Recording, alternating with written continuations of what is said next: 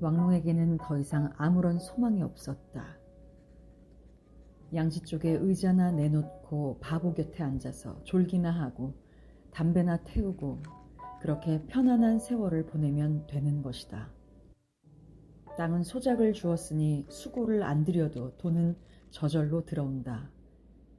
진작부터 이렇게 살 걸 그랬다고 그는 생각했다. 그러나 만사는 그렇지 못했다. 큰아들은 모든 것이 무사하면 좀이 쑤셔 못 견디는 성질이기 때문이다. 큰아들은 아버지 앞에서 말했다. 이 집에는 아직도 모자라는 것이 많습니다. 이렇게 살아서는 대갓집이라고 할 수 없어요. 이제 반년 안으로 동생의 결혼식도 올려야 하는데 그러려면 손님용 의자도 모자라고 찻잔이나 탁자, 방의 세간살이도 모자랍니다. 게다가 손님을 청하는데 더럽고 시끄러운 빈민들이 우글거리는 저 대문을 거치게 할 수도 없는 노릇 아닙니까? 동생이 결혼해서 아이가 생기면 저 가운데 뜰도 필요할 겁니다. 왕롱은 화려하게 차리고 섰는 아들을 바라보다가 눈을 감으면서 담배를 한번 세게 빨고 나더니 신음하듯 말했다. 그래, 그래서 어쨌다는 게냐. 큰아들은 아버지가 귀찮아하는 것을 알면서도 도리어 언성을 높여 말했다. 바깥에도 사버리자는 겁니다. 돈도 땅도 많이 있으니까 어울리는 생활을 하자는 말씀이에요. 왕롱은 담뱃대를 보며 말했다. 그래, 땅은 내 땅인데 너는 손도 대보지 않았을 텐데. 이 말을 듣자 큰아들은 언성을 높여 소리쳤다. 저를 선비로 만든 사람은 아버지입니다. 부잣집 아들로서 남부럽지 않게 살려는 아들을 아버지는 기껏 머슴과 같이 대하시는군요. 그리고 아들은 분해서 뜰한 소나무에다 머리를 부딪히려고 했다. 아들이 원래 신경질적인 것을 안 왕롱은 행여나 다칠까 질겁을 하고 황급히 말했다. 알았다. 네 마음대로 해라. 무엇이든 나만 괴롭게 굴지 말고. 이 말을 듣자 큰아들은 대단히 기뻤다. 그리고 아버지의 생각이 변하기 전에 얼른 그 앞을 물러나와서 사고 싶은 것을 재빨리 사들이기로 했다. 아름다운 조각을 한 소주산 의자랑 탁자랑 방 입구에 들이울 비단 휘장 및 크고 작은 꽃병, 벽에 걸 미인화, 족자 등을 부지런히 사모았다. 그리고 정원도 전날에 남방에서 보고 온 것과 똑같이 꾸몄다. 그런 일로써 큰아들은 한동안 바빴다. 이러한 일을 하노라면 거의 매일 바깥쪽의 가운데 뜰을 하루에도 몇 차례씩 다니지 않으면 안 되었는데 그곳에 살고 있는 빈민들의 냄새가 견딜 수 없었다. 하느는 수없이 코를 막고 그 앞을 지나가곤 했는데 빈민들은 그가 지나가고 나면 비웃는 투로 자기네끼리 말했다. 저놈은 쥐 아비 살던 집 문턱에 쌓였던 거름 냄새를 잊은 모양이다. 그런데 명절이 되면 집세가 정해지게 된다. 그해 명절 즈음에 빈민들은 자기들이 살고 있는 방이며 가운데 뜰의 새가 껑충 뛰어오른 것을 알 수 있었다. 그것은 왕릉의 큰아들이 그렇게 만든 것이라고 모두들 알았다. 하기야 큰아들은 머리가 영리해서 아무 말도 입 밖에 내지 않고 타관에 가 있는 황씨의 아들과의 편지 왕래로 그렇게 결정지은 것이다. 그는 누구에게 빌려주는 돈만 많이 받으면 되는 것이니까 두말 없이 승낙했다. 그래서 바깥에 살고 있던 가난한 사람들은 쫓겨나고 말았다. 그 빈민들은 부자들의 횡포를 저주하며 어디 두고 보자는 결심만 내세우면서 뿔뿔이 그곳을 흩어져 헤어졌다. 그러나 왕롱은 이러한 사실을 전혀 모르고 있었다. 그는 안방에만 틀어박혀 출입을 거의 않고 있었다. 자고 먹고 마시기만 하면서 만사를 큰아들에게 맡겼다. 큰아들은 솜씨 좋은 목수와 석공을 불러서 그 가난뱅이들이 살던 방과 뜰, 그 사이로 통하는 반월형의 가운데 문들을 수리하고 여러 곳에 연못을 파서 금붕어를 키웠다. 그런 일들이 만족할 만큼 아름답게 끝나자 이번에는 또 못에 연꽃과 수련을 심고 또 인도산의 붉은 열매가 달리는 대나무를 심는 등 그가 남방에서 본 것들대로 온통 치장을 했다. 그리고 그의 아내가 구경하러 나올라 치면 함께 뜰과 방 안을 구경하고 아내가 혹 미흡하다고 하면 그는 아, 참 그렇지 하면서 곧 그녀의 맘대로 고쳤다. 마침내 왕릉의 큰아들이 이렇게 집을 치장하는 것이 성내 사람들의 큰 화제가 되었다. 그들은 황부잣집에 새 부자가 들어가더니 다 허물어진 그 집을 옛날에 화려했던 모양으로 다시 되살렸다고 수군거렸다. 그리고 왕릉을 왕서방이라고 부르지 않고 왕대인이라든가 왕영감님이라고들 높여서 말하기 시작했다. 그러나 많은 돈이 왕릉의 손에서 언제 나간지도 모르게 흘러나가고 있었다.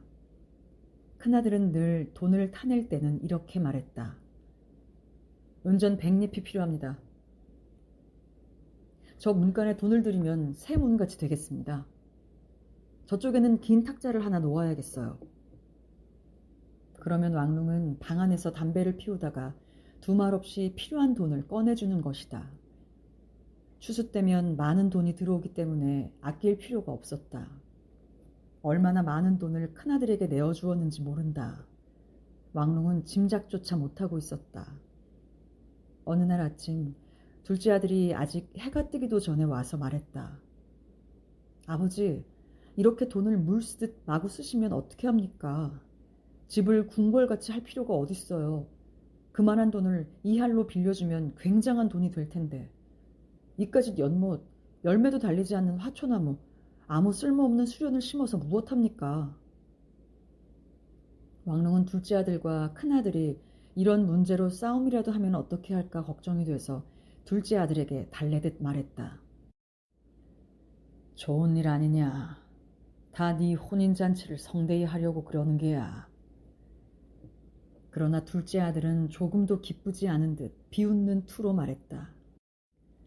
잔치 비용이 신부의 10갑절이나 든다는 건 우스운 일이에요. 아버지가 돌아가시면 저희들이 나누어 가질 재산이 형의 허영심으로 탕진된다는 것은 참을 수 없어요. 왕릉은 둘째 아들의 고집을 잘 알고 있기 때문에 말을 가로막으며 말했다. 좋아. 더 이상은 돈은 안 줄 테야. 네 말이 옳다. 오라. 둘째는 형이 쓴 돈을 빠짐없이 적은 종이를 꺼냈다. 왕릉은 둘째가 그것을 읽으려 하자 황급히 말했다. 나는 아직 식사 전이다. 배가 고파 기운이 없구나. 그 이야기는 딴 날에 하도록 하자. 왕릉은 둘째를 그곳에 둔 채 자기 방으로 들어가 버렸다. 그날 저녁 그는 큰아들을 불러서 말했다. 이 집 치장은 그만두어라. 이만 해도 됐어. 아무튼 우리들은 촌사람이니까. 그러자 큰아들은 자랑스럽게 말했다. 그렇지 않아요. 성내에선 우리 집을 왕영감님 댁이라 부릅니다. 체면에 어울리는 집을 만들어야 합니다. 동생이 돈밖에 모른다면 저희 내외가 이 가문을 지키겠습니다. 왕릉은 나이가 많아지면서 찻집에 드나드는 것도 뜸해지고 곡물가게도 둘째가 일을 처리하기 때문에 나설 필요가 없었다. 그렇기 때문에 성내에서 자기를 어떻게 평판을 하고 있는지 몰랐던 왕릉은 한없이 그의 말이 기뻤다. 그러냐? 그러나 부잣집이라 해도 땅에서 나와 거기에 뿌리를 받고 있으니까 그걸 알아야 돼. 그러나 언제까지고 흙에 머물러 있어서는 안 됩니다. 가지도 뻗고 꽃이 피어 열매를 맺어야 합니다. 왕릉은 아들이 좀 잘난 체하는 것이 싫었다. 옳은 말이다. 하지만 좋은 열매를 맺으려면 땅속 깊이 뿌리를 받고 있어야 해. 해가 저물면 왕릉은 그의 방 앞의 뜰에서 황혼의 정적을 즐기곤 했기 때문에 그만 아들이 돌아갔으면 했다. 그러나 아들은 나가지 않고 또 입을 열었다. 그것은 그렇다 치고 또 드릴 말씀이 있어요. 왕릉은 들고 있던 담뱃대를 내던지며 화를 버럭 냈다. 또 귀찮게 굴 테냐? 아들은 고집스럽게 말했다. 제 문제가 아닙니다. 동생의 문제입니다. 그 아이를 공부시키지 않고 그냥 버려둘 수 없잖아요. 공부를 시켜야 해요. 왕롱은 처음 듣는 일이라 속으로 놀랐다. 그는 오래전부터 막내를 무엇에 쓰겠다고 생각하고 있었다. 우리 집에는 글 많이 아는 놈 필요 없어. 둘이면 충분해. 막내 놈은 내가 죽고 난 뒤에 농사일을 맡을 테니까. 그러시니까 그 아이는 밤낮 울기만 해요. 얼굴도 창백하고 그렇게 몸이 말라있지 않습니까? 왕롱은 세 아들 중에 하나만은 농사를 시킬 작정이었다. 막내에게 의향을 물어보지도 않았는데 지금 이렇게 큰아들의 말을 듣고 보니 불의에 이 말을 얻어맞는 기분이었다. 왕롱은 땅바닥에 팽개쳤던 담뱃대를 천천히 주우면서 막내 아들에 대해서 생각했다. 과연 그 아이는 다른 아들과 달랐다. 제 어미를 닮아서 언제나 말이 없고 표정이 없어 도무지 그 속을 알 수 없었다. 그래, 그 녀석이 공부하겠다고 그러든? 왕롱은 맥없이 물었다. 직접 물어보십시오. 그것도 그렇지만 한 녀석만은 농사를 지어야 해. 그건 왜 그렇죠? 농사를 안 지어도 충분히 먹고 살 수 있잖아요. 체면상 좋지 않습니다. 세상 사람들이 욕해요. 자신은 임금 같은 생활을 하면서 자식은 농사꾼을 만든다고. 큰아들은 아버지가 세상 평판에 매우 민감하다는 것을 알고 말끝을 이렇게 잡았다. 가정교사를 들여서 글을 가르쳐요.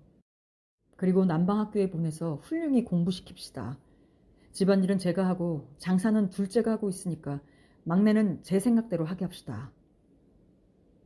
왕롱은 겨우 입을 열더니 막내를 불러오도록 했다. 잠시 후 셋째 아들이 아버지 앞에 섰다. 지금껏 무관심했던 왕롱은 이 막내를 물끄러미 바라보았다. 키가 후리후리하고 꼭 담은 입은 아버지도 어머니도 닮지 않았다. 묵묵히 말이 없고 정직해 보이는 얼굴만이 자기 어머니를 닮은 것 같았다. 그러나 제 어머니보다는 잘난 것으로 말하자면 시집보낸 막내딸을 빼놓고는 그의 아들 중에 가장 뛰어난 것이다. 구태여 흠을 잡는다면 창백한 이마에 숱이 많은 눈썹이 앳된 얼굴에 비해 너무 굵은 것이 탈이다. 그리고 얼굴을 찡그리면 검은 두 개의 눈썹이 한데 달라붙어서 일직선이 되는 것이다. 왕롱은 물끄러미 막내를 보며 말했다.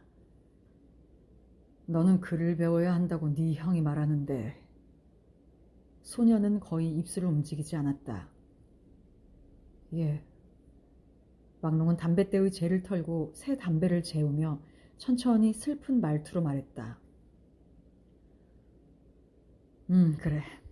농사일이 싫단 말이지. 지식인은 많아도 농사할 사람이 없단 말이다. 소녀는 아무런 말도 않는다. 여름 두루마기를 입은 막내 아들은 잠자코 서 있기만 했다. 너무나 오래 말이 없자 왕롱은 신경질이 나서 소리를 버럭 질렀다. 왜 말 못해? 농사일이 싫단 말이냐? 소녀는 단 한마디로 예 하고 대답했다. 왕롱은 생각지 않을 수 없었다. 아무리 해도 자식들이 내 맘대로 안 되는군. 아이들이 늙은 아버지의 걱정만 시킨다. 이런 무거운 짐을 어떻게 해야 할 것인가. 아무튼 왕롱은 자식들로부터 모욕을 당하는 느낌이었다. 다시 그는 화를 버럭 내어 소리 질렀다. 네가 어떻게 되든 난 모르겠다. 보기 싫으니 나가버려. 막내는 얼른 아버지 앞을 떠났다.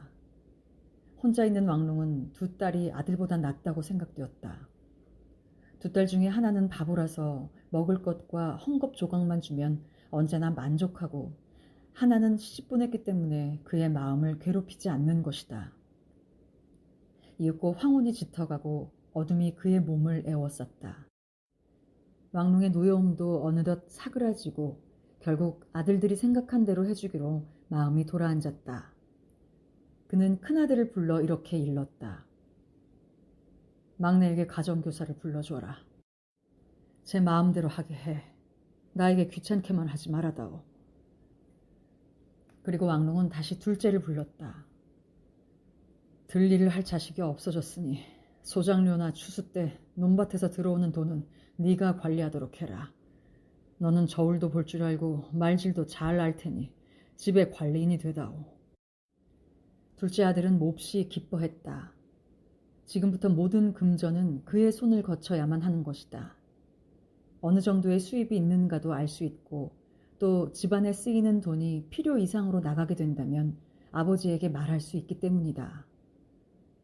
왕릉이 어느 아들보다도 이상히 여긴 것은 이 둘째 아들의 성격이다. 그 자신의 잔칫날이 가까워오자 자기 자신의 일인데도 결혼 비용을 지극히 아꼈다. 음식까지 구별해서 성내 사람들에게는 좋은 음식을 내고 소작인이라든가 성박 사람에겐 따로 식탁을 차려 맛없는 음식만 내놓게 했다. 성박 사람들은 늘 못 먹고 살기 때문에 조금 나은 음식이기만 해도 대단한 음식인 줄 생각하는 것이다. 또 축하 선물 같은 것도 면밀한 계획을 세워 머슴과 종들에게는 선물을 아주 약소하게 했다. 그는 뚜첸에게도 겨우 은전 2잎을 주었을 뿐이다. 그녀는 비웃으며 많은 사람이 있는 앞에서 들으란 듯이 이렇게 말했다. 진짜 대갓집은 돈을 가지고 인색하지 않는 법이죠. 이 댁에서, 이 저택에서 살만한 자격이 있다고는 도무지 생각할 수 없군요. 형은 이 말을 듣자 부끄럽기도 하고 한편 그 소문이 퍼질까 두려워 그녀에게 슬그머니 돈을 집어주고 내심 동생의 처사에 분개했다. 이렇게 하여 신부가 가마 타고 문 안으로 들어오고 손님들이 모여드는 잔칫날도 큰아들과 둘째는 서로 다투게 됐다. 또 큰아들은 동생이 인색한 것이 창피하기도 하고 또 재수가 촌 여자라는 것도 생각나서 이날 잔치에 신분 있는 성내 친구들은 청하지 않았다. 그는 경멸하며 방관만 했다. 아버지의 지체로 생각한다면 구슬잔이 손에 들어올 것인데 동생은 기워장을 골랐으니. 동생 내외가 손 위에 대한 예의로 그들 부부에게 큰절을 했을 때에도 그는 무뚝뚝하게 약간 머리만 끄덕였을 뿐이다. 큰아들의 아내도 새치만이 건방지게 이런 경우에 하지 않으면 안 될 답례만 했을 뿐이다. 그런데 이 집에 살고 있는 사람들 중에 왕릉의 손자 말고는 아주 평화롭고 아무런 부족이 없다는 사람은 한 사람도 없었다. 왕릉 자신까지도 레노아의 방과 뜰이 잇따라 있는 자기의 큰 조각이 있는 침대에서 눈을 뜨면 때로는 그 소박하고 어두침침한 흙벽집에 들어가는 꿈을 꾸었다. 거기에서는 식은 차를 어디로 버려도 조각이 있는 세간을 더럽힐 염려가 없었고 한 발자국만 밖으로 나가면 자기에 바친 것이다. 왕릉의 아들들은 한 사람도 마음 편한 사람이 없는 것이다. 큰아들은 돈 쓰는 데 인색해서 세상 사람들에게 욕이나 먹지 않을까 늘 걱정이고 또 성내의 귀한 손님이 와 있을 때 마을 사람이 대문을 들어서 창피나 당하지 않을까 마음을 졸였다. 둘째는 이와 반대로 돈을 헤프게 쓰지 않나 근심이다. 셋째는 농가의 자식으로 허송한 세월을 되찾으려고 안간힘을 쓰고 있다. 다만 아무 근심 걱정 없이 아장거리고 집안을 돌아다니는 사람은 왕릉의 손자뿐이다. 이 어린 것은 이 집 말고 밖을 모른다. 그놈은 할아버지, 아버지, 어머니가 모두 자기만을 귀엽게 생각한다는 것을 알 뿐이다. 왕릉도 손자와 놀고 있을 때는 마음이 평화롭다. 손자를 바라보거나 웃거나 넘어지는 것을 붙들어 일으키고 있을라 치면 세월 가는 줄 모른다. 그리고 왕릉은 그의 아버지가 했던 것처럼 긴 띠로 손자를 묶어서 넘어지지 않게 걸리기도 했다. 손자는 연못 속에 물고기를 흥미롭게 가리키기도 하며 뜰의 꽃들을 함부로 꺾기도 하고 무엇이든 제 마음대로 한다. 이렇게 왕릉은 그의 손자에게만 위안을 얻고 있다. 손자는 이 아이 하나뿐이 아니었다. 맏며느리는 꼬박꼬박 규칙적으로 아이를 낳았다. 그리고 아이를 낳을 때마다 유모를 구해드렸다. 해마다 손자와 유모가 늘어갔다. 누가 큰아드님 방에 또 하나 태어납니다 하고 말하면 왕릉은 그저 웃으며 이렇게 말하는 것이었다. 얼마든지 낳아라. 먹고 살 땅이 얼마든지 있으니까. 둘째 며느리가 아이를 낳았을 때도 왕롱은 기뻤다. 처음은 딸이었는데 그것은 마치 맞동서에 대한 체면을 세운 것처럼 되었다. 이렇게 하여 왕롱은 5년 동안에 사내의 넷에 계집의 셋을 얻게 되었다. 뜰에는 아이들의 웃는 소리와 우는 소리가 끊이지 않았다. 5년이란 세월은 어린애나 노인 아닌 사람들에게는 잠깐 동안이다. 왕롱은 이 사이에 손자 7을 얻고 늙은 몽상가인 숙부내외에게는 먹이고 입히고 아편을 달라는 대로 주기는 했지만 실은 숙부의 일은 거의 잊고 있었다. 왕롱의 가족이 성내로 이사 온 지 5년째 되던 겨울은 30년 만에 강추위였다. 성벽 주위의 해자가 얼어붙어서 그 위를 사람들이 걸어서 왕래할 수 있다는 것은 왕롱의 기억으론 처음이었다. 얼음과도 같은 한풍이 북동쪽에서 쉴 새 없이 휘몰아쳐 양털이며 모피옷을 입어도 추위를 막을 수 없었다. 집안의 모든 방에 숯불을 피웠지만 그래도 입김이 하얗게 보일 정도로 차가웠다. 숙부 내외는 오래전부터 아편으로 몸이 마를 대로 말랐다. 마치 마른 나무 토막처럼 밤낮 침대 위에 누워만 있었다. 몸뚱이에 온기라곤 조금도 없었다. 왕롱은 숙부가 2번 다시 자리에서 일어나지 못하게 되었으며 몸을 움직이면 피를 토한다는 말을 듣고 문병을 갔다. 삼촌은 몇 시간밖에 숨이 남아있지 않았다. 왕롱은 그리 좋지 않은 그러나 쓸만한 관을 2개 사다 숙부 내외가 누워있는 방 안에 들여다놓았다. 사후에 염려일랑 말고 안심하라는 것이었다. 삼촌은 떨리는 음성으로 간신히 입을 열었다. 고맙구나. 네가 진정 내 자식이로구나. 어디를 돌아다니는지 모르는 내 친자식보다 훨씬 나아. 그러자 숙모가 말했다. 숙모는 아직도 생기가 있어 보였다. 우리가 죽은 뒤라도 그 아이가 돌아오거든 장가를 보내다오. 그렇게 해야 이 집의 손이 끊어지지가 않아. 왕롱은 그렇게 하겠다고 약속했다. 그는 삼촌이 어느 시각에 운명했는지 몰랐다. 어느 날 저녁 때 하녀가 마실 것을 들고 방에 들어가 보니 이미 숙부가 죽어 있었던 것이다. 바람이 온누리에 눈을 구름처럼 흩날리게 하던 몹시도 추운 날, 왕롱은 숙부의 관을 묻었다. 가족 묘지 중에서 옆에 아버지 묘보다는 좀 낮게 자기 것으로 예정하고 있던 곳보다는 위에 묻었다. 그리고 왕롱은 그의 온 가족에게 1년 동안 상복을 입도록 했다. 그것은 그들을 괴롭게 하던 늙은이의 죽음을 애도한다는 뜻이 아니고 체면상 마땅한 일이라고 생각했기 때문이다.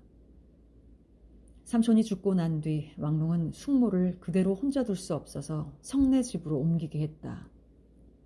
뜰에서 멀리 떨어진 단칸방에 누워있게 하고 투첸을 시켜 시종 한 사람이 붙어있도록 했다. 숙모는 극히 만족하고 밤낮 아편을 빨며 누워만 있었다. 침대 곁 그녀의 눈앞에 관이 놓여있는 것은 그녀에게 무한한 위안을 주었다. 왕롱은 그렇게 비대한 몸집과 혈색 좋은 살빛을 하고 큰 소리만 지르던 숙모가 무섭게만 생각되던 지난날을 돌이켜 생각하면서 지금 그 여위고 깡마른 북어처럼 고요히 누워있는 것을 이상스러워했다. 마치 몰락해버린 황부잣집 마나님의 운명같이 여겨졌다. 왕롱은 지금껏 긴 생애를 살아오며 이곳 저곳의 전쟁 이야기를 듣고 있었지만 젊었을 때 남쪽 도시에서 겨울을 보내던 때 말고는 직접 전쟁을 본 일이 없었다. 아이 때부터 올해는 서쪽에 전쟁이 있다든가 전쟁이 동쪽이다, 북동쪽이라든가 하는 소문은 늘 듣고 있었지만 그때보다 더 몸 가까이 겪은 일은 한 번도 없었다. 그에게 있어 전쟁이라는 것은 하늘이라든가 땅이라든가 혹은 물과 같은 것이어서 왜 있는 것인지 알 수는 없으나 아무튼 있는 것만은 사실이었다. 세상 사람들이 전쟁에 나가자고 하는 말도 흔히 들었다. 그런 말은 먹고 살 길이 없어서 빌어먹는 일보다는 나을 것이라고 생각할 때였다. 그의 사촌처럼 집안에서 살 재미가 없으니까 병정에 나가는 사람도 있었다. 아무튼 원인이 어떻게 됐든 전쟁은 항상 알 수 없는 먼 곳에서만 일어났다. 그러던 전쟁이 하늘에서 부는 때없는 바람처럼 갑자기 그의 가까이에서 일어났다. 왕룡이 전쟁 이야기를 들은 것은 상점에서 점심을 먹으러 돌아온 둘째로부터였다. 고가가 갑자기 뛰었어요. 남쪽의 전쟁이 차츰 이리로 가까워진 모양이에요. 군대가 가까이 올수록 고가가 올라가니까 당분간은 곡물을 팔지 말아야겠어요. 조금만 있으면 많이 오를 테니까요. 왕룡은 밥을 먹으면서 이 말을 듣고 있었다. 그래, 희한한 일이로구나.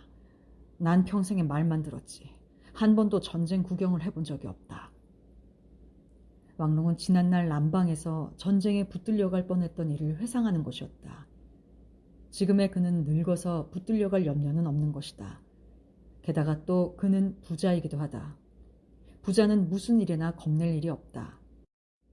그래서 전쟁 이야기를 들어도 아무 관심 없이 도리어 호기심이 일어날 뿐이다. 곡식 처리는 네 마음대로 하렴. 내게 맡겨둔 거니. 그 후 왕룡은 마음 내키는 대로 손자와 놀고만 있었다. 눕다가 먹다가 담배를 피우는 등 때로는 뜰의 양지 쪽에서 놀고 있는 바보를 보기도 하며 하루 해를 보내는 것이다.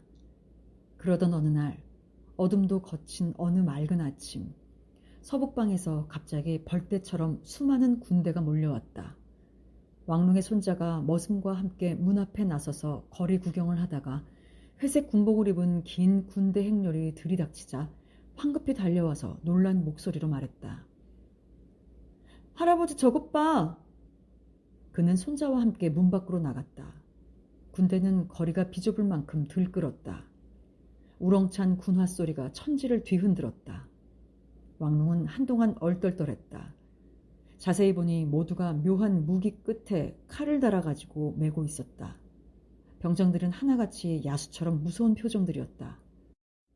어떤 군인은 아직 어린애 같으면서도 역시 그런 무서운 표정이었다.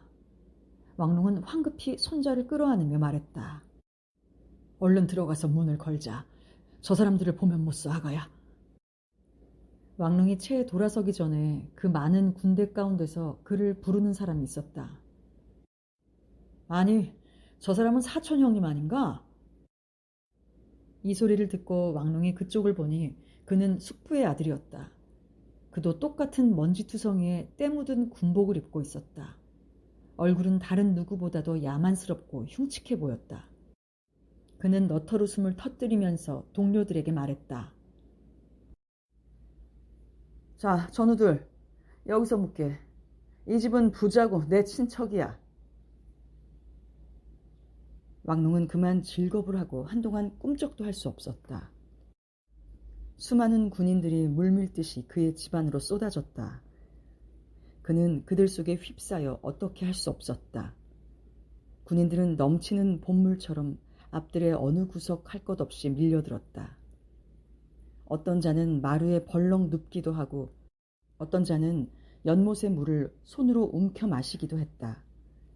그리고 화려하게 조각한 탁자 위에다 함부로 총을 내던지기도 하고 아무 곳이나 침을 칵칵 내뱉고 큰 소리로 떠들어댔다.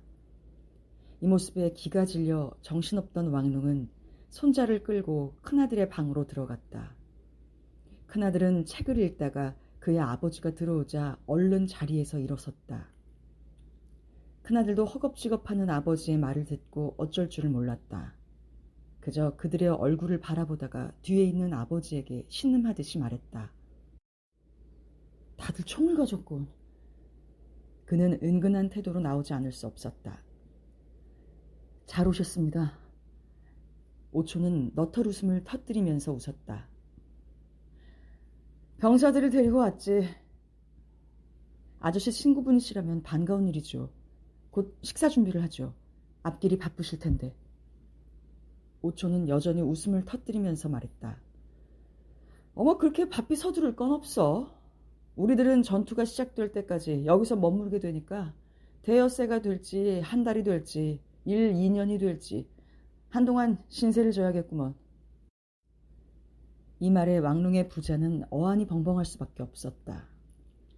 그러나 그들 앞에는 총칼이 번쩍이는 것이었다. 싫은 얼굴을 보여서는 안 된다. 억지 웃음을 띄어가며 간신히 야릇한 표정을 지어서 말했다. 좋습니다. 그러시고 말고요. 큰아들은 접대 준비를 하기 위해서 들어가는 것처럼 살며시 아버지의 손을 잡아 끌며 불이 나게 안채로 들어와 빗장을 굳게 닫았다.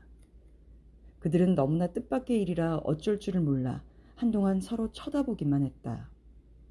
그때 둘째가 쫓아와서 문을 두들겼다. 문을 열자 넘어질 듯 황급히 들어선 그는 숨을 헐떡이며 말했다. 집집마다 가난뱅이 집까지도 군인이 꽉 차 있어요. 거절했다가는 큰일 나겠어요. 저는 그 말을 하러 돌아왔어요. 왜냐하면 오늘 우리 상점 점원으로 내가 잘 아는 사람이 매일 책상을 맞대고 있는 그 사람이 소식을 듣고 집에 돌아가 보니 아내가 병으로 누워있는 그 방에까지 군인이 들어가 있길래 몇 마디 했더니 그놈들은 마치 산적꼬치를 꿰듯 그 사람을 칼로 찔러버렸대요. 아무런 주저도 없이 쿡 찔러 죽였대요. 등까지 꿰뚫렸다는군요. 놈들이 달라는 것은 뭐든지 주는 것이 좋겠어요. 될 수 있는 대로 빨리 전쟁이 딴 곳으로 옮겨지기를 빌 수밖에 없어요. 세 사람은 침울한 얼굴로 서로 바라보았다. 그리고 세 사람은 이 혈기왕성하고 굶주린 사나운 병정들로부터 어떻게 여자들을 보호할 것이냐 근심하는 것이었다. 큰아들은 누구보다도 먼저 그 예쁘고 현숙한 아내를 염려했다. 여자들은 제일 뒷방으로 옮겨 있도록 해서 밤낮 지키기로 하고 앞문은 꼭 닫아두고 뒷문으로 언제나 달아날 수 있도록 해야겠어. 그리고 그들은 그렇게 했다.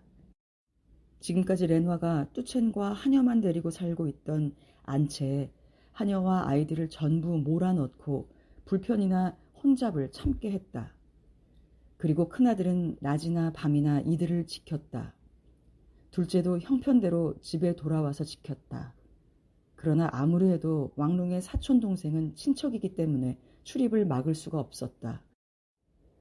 그는 당당히 두들겨 열게 하곤 번쩍거리는 칼을 뽑아들고는 아무데나 돌아다니는 것이다. 그럴 때면 큰아들은 조심스레 그의 뒤를 따라다니며 울화가 치밀어 올랐으나 번쩍거리는 칼 때문에 아무 말도 할 수 없었다. 오초는 여자들을 하나하나 둘러보고 비평을 했다. 큰아들의 아내를 보곤 야비하게 웃으며 말했다. 새침하고 기품 있는 여자로구나. 성내의 여자로군. 연꽃 봉오리같이 작은 발을 갖고 있군.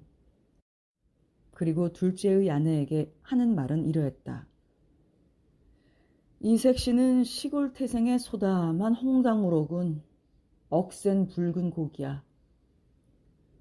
둘째 아들의 아내는 뼈대가 굵고 몸이 비둔했다. 그러나 혈색이 좋은 얼굴이어서 결코 밉상은 아니었다. 큰아들의 아내는 얼굴이 마주치기만 하면 질겁을 하고 소매로 얼굴을 감추지만 둘째의 아내는 그렇지 않고 활발하게 웃으면서 맞대꾸를 한다. 뜨거운 홍당무나 붉은 고기를 좋아하는 사람도 있는 거려.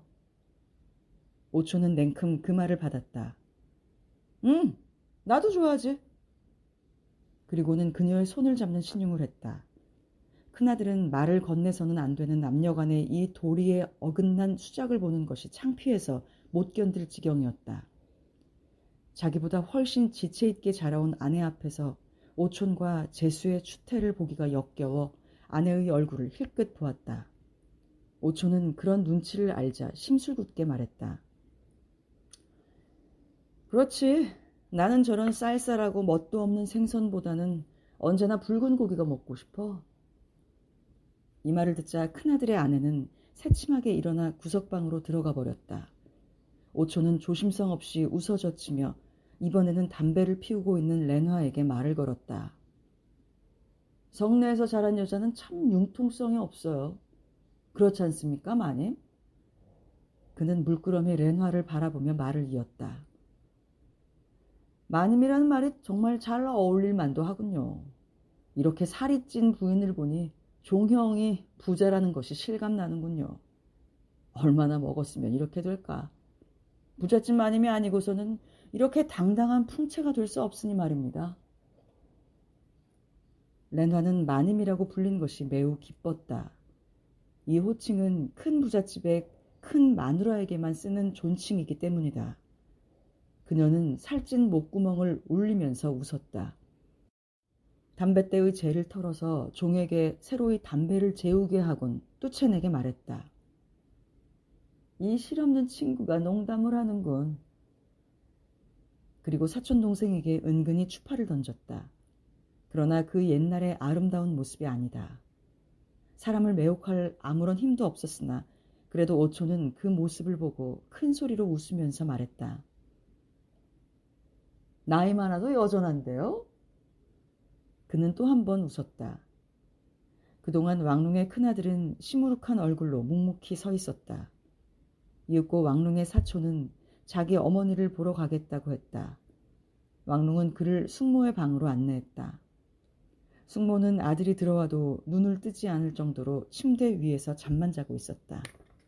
아들은 그의 어머니 침대 머리를 총뿌리로 쿵쿵 울렸다.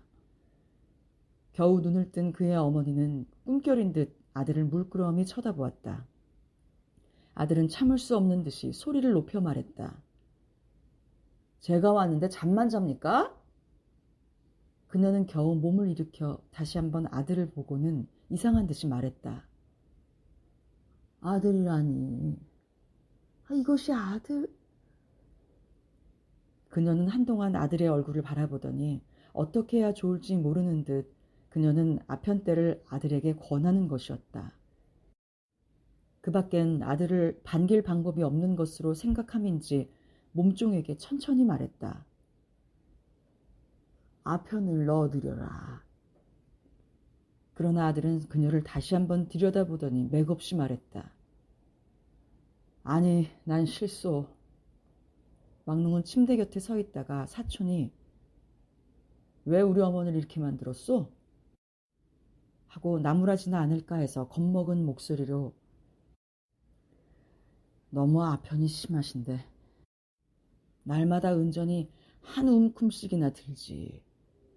그러나 나이 많으신 분에게 거역할 수도 없고 자꾸만 청하시니. 왕릉은 일부러 탄식을 하곤 힐끗 사촌의 눈치를 살폈다.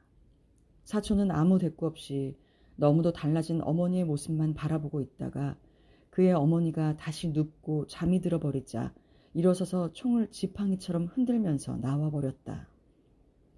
왕릉의 가족들이 집안에 아무렇게나 진을 치고 있는 그 많은 병정들보다도 가장 미워하고 무서워하는 사람은 이 사촌 동생이었다. 물론 다른 병정들도 난폭하긴 했다. 그들은 정원수의 가지들을 함부로 자르기도 하고 화초를 마음대로 꺾으며 그 흉한 신발로 곱게 조각한 의자에 흠을 내기도 하고 금붕어를 기르는 곳에 더러운 것을 자꾸만 넣어서 죽은 붕어가 물 위에 떠다녀 썩곤 했다. 그러나 그런 것은 약과였다. 왕릉의 사촌 동생이 더욱 큰 골칫덩어리였다. 그는 마음대로 안채를 드나들면서 계집종들을 못살게 굴었다. 왕릉 부자는 잠을 제대로 잘 수가 없어 눈이 멍하게끔 되고 서로 바라보기만 했다. 보다 못해 뚜첸이 의견을 말했다. 별 도리 없어요. 그 사람이 여기에 머무르는 동안 그 사람 마음에 드는 종을 한 사람 안겨주는 것이 좋겠어요. 그렇지 않고는 엉뚱한 사람이 피해를 입을지 모르니. 이제 이 이상은 귀찮은 일을 감당해낼 수 없을 것 같아 왕릉은 뚜첸의 의견에 찬성했다. 그게 좋겠군. 그는 뚜첸을 사촌 동생에게 보내서 그가 본 계집종 중에서 누가 가장 마음에 들었는가를 물어오게 했다. 뚜첸이 돌아와서 대답했다. 마님 침대 곁에서 시중드는 얼굴이 희고 조그만 계집애가 좋대요. 종은 리화라고 하는 흉년이 들던 해에 작고 가련한 모습으로 거의 굶어 죽어가는 것을 왕릉이 산 아이였다. 가족들이 모두 불쌍하다고 가엾게 여기고 뚜첸의 하는 일을 거들게 하고 렌화의 담배 심부름이나 차 심부름 등 힘이 안 드는 일만 시켜왔던 것이다. 뚜첸이 이런 이야기를 할 때는 마침 온 가족이 안채에 모여 있을 때였다. 리화는 렌화의 차를 따르고 있었는데 이 말을 듣자 그만 주전자를 떨어뜨리고 울음을 터뜨리고 말았다. 온 방바닥에 찬물이 홍건했으나 리화는 정신없이 렌화 앞에 엎드려 울부짖으면서 애원했다. 마님, 살려줘요. 저는 그 사람이 무서워요. 나는 죽어도... 렌화는 못마땅한 듯이 성을 발끈내며 소리질렀다. 그도 남자다. 남잔 다 마찬가지인데 무얼 그래.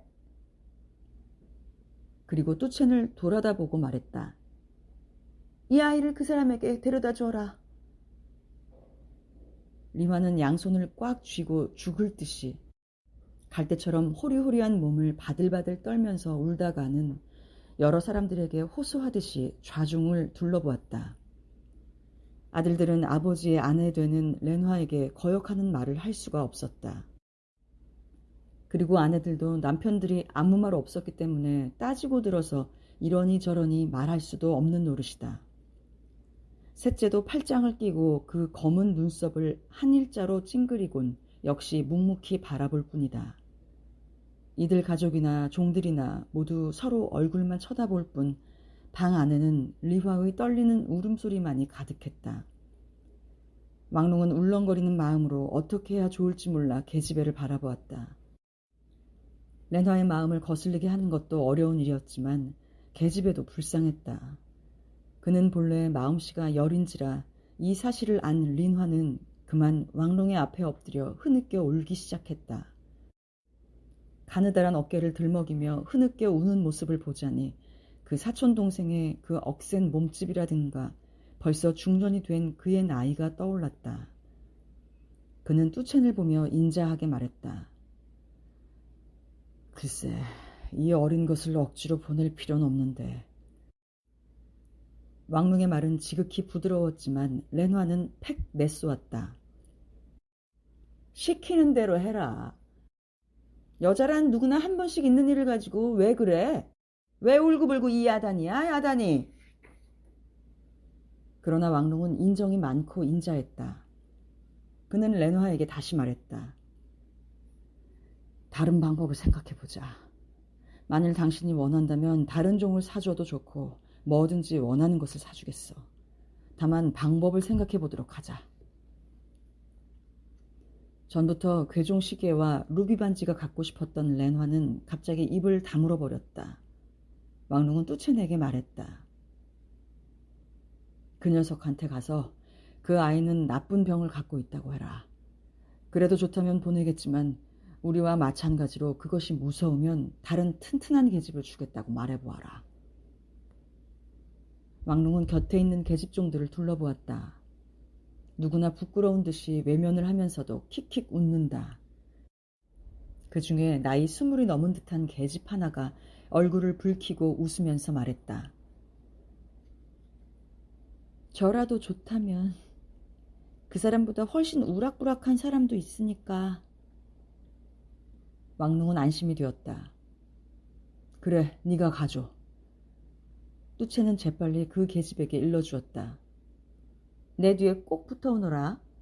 어쨌든 그 사람은 여자면 우선 해치우고 보니까. 그리고 두 사람은 방을 나갔다. 그러나 울음을 그친 리화는 아직도 왕롱의 발목에 붙어 있으면서 주위의 동정을 살폈다. 왕롱은 조용히 리화를 끌어일으켰다. 리화는 부스스 일어나 고개를 숙인 채 섰다. 왕롱은 처음으로 그녀의 얼굴이 타원형으로 예쁘고 불구스레한 입술을 가진 귀여운 것을 발견했다. 그는 친절하게 말했다. 마님의 마음이 풀릴 때까지 2, 3일 동안 곁에 가지 말아라. 그리고 그 녀석의 눈에 안 뜨이도록 숨어 있어. 언제 그 녀석이 들어와 너를 달라고 할지 모르니까. 리화는 정열이 가득 찬 눈으로 왕롱을 쳐다보았다. 그리고 그림자처럼 고요히 물러갔다. 사촌 동생은 달반가량 이곳에서 지내며 생각이 날 때마다 시골 여종과 지냈다. 그녀는 그의 아이를 베고 그 말을 온 집안에 퍼뜨리며 다녔다. 그때 벼랑간 전쟁이 시작되어 병사들은 겨가 바람에 흩날리듯 갑자기 떠나갔다. 뒤에 남은 것은 오물과 그들이 저지른 파괴의 흔적뿐이었다. 사촌 동생은 허리에 칼을 차고 총을 어깨에 메고 집안 사람들 앞에 서서 빈정대는 말투로 말했다. 나는 2번 다시 오지 않을지 모르지만 그 대신 나의 후손을, 어머니의 손자를 남기고 간다. 1달이나 2달 묵은 곳에다 아이를 남기고 간다는 것은 누구나가 할 수 있는 일은 아니야.